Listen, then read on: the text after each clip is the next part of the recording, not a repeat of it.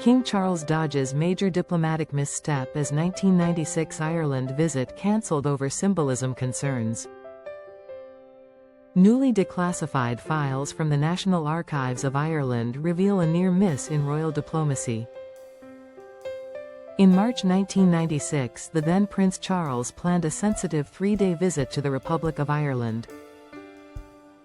The centerpiece involved arriving aboard the royal yacht Britannia sailing into Galway Bay.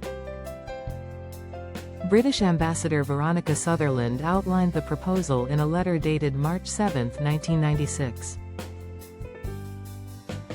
Charles intended to dock on the morning of June 28 before hosting an evening reception on board. The yacht would then cruise privately along the coasts of Kerry and Cork over the weekend. Irish officials immediately recognized the plan's potential to stir deep historical sensitivities. Taoiseach John Bruton responded swiftly and forcefully with handwritten objections. He crossed out the word "great" and replaced it with "good" to soften his tone slightly. "I think the symbolism of the royal yacht arriving into Galway Bay is not good," he wrote. Bruton worried it might revive painful debates about the treaty ports from the 1930s. Those ports had remained under British control after Irish independence in 1922.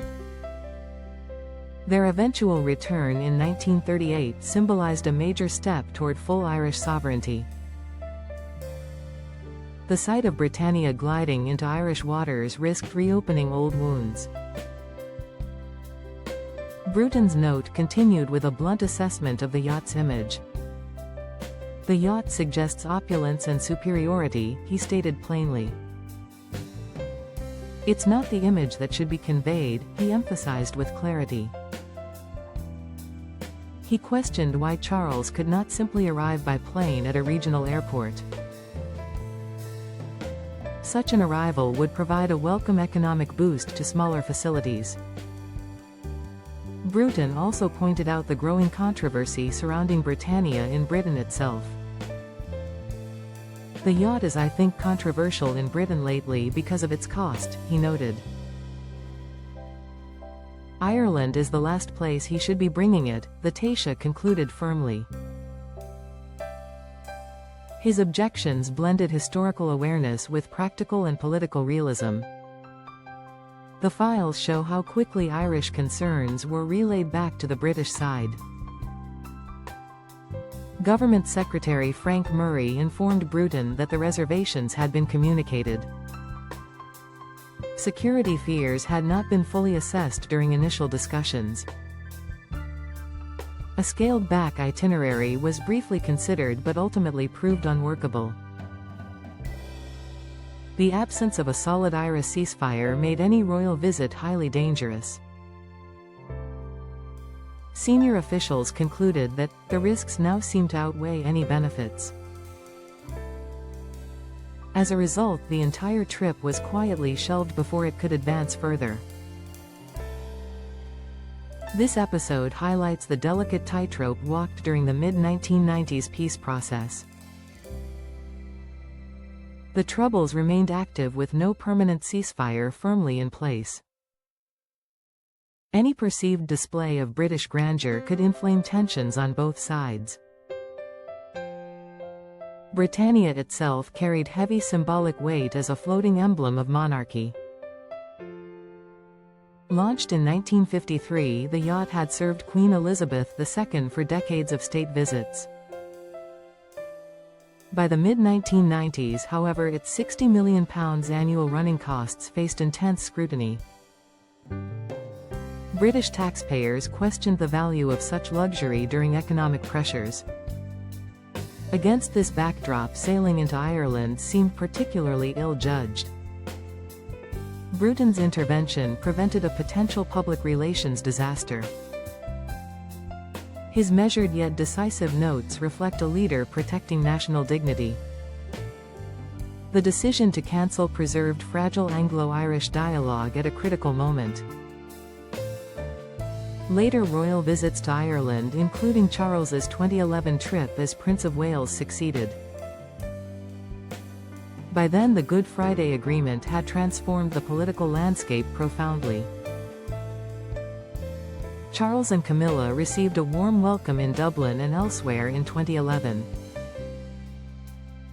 Their 2017 return further cemented improved relations between the two nations.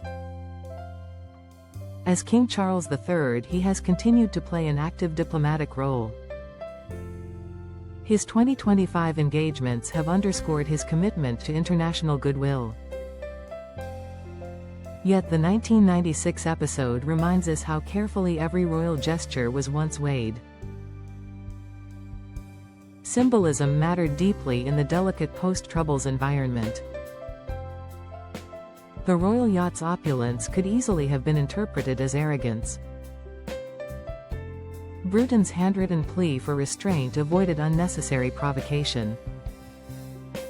His suggestion of a simple airport arrival showed pragmatic diplomacy at work. Such decisions helped lay groundwork for later reconciliation and mutual respect. The National Archives release on December 29, 2025 adds valuable historical context. It reveals the human side of high-stakes negotiations between governments. John Bruton emerges as thoughtful, cautious, and deeply attuned to symbolism. His intervention ensured the prince avoided a major blunder in judgment. The cancellation protected both sides from unintended consequences. Today, the story serves as a poignant footnote in Anglo-Irish history. It illustrates the power of quiet diplomacy in preventing diplomatic missteps. Charles's eventual successful visits demonstrate how far relations have progressed. Peace and understanding have replaced old fears and suspicions. The 1996 plan's abandonment now appears as wise prudence rather than retreat.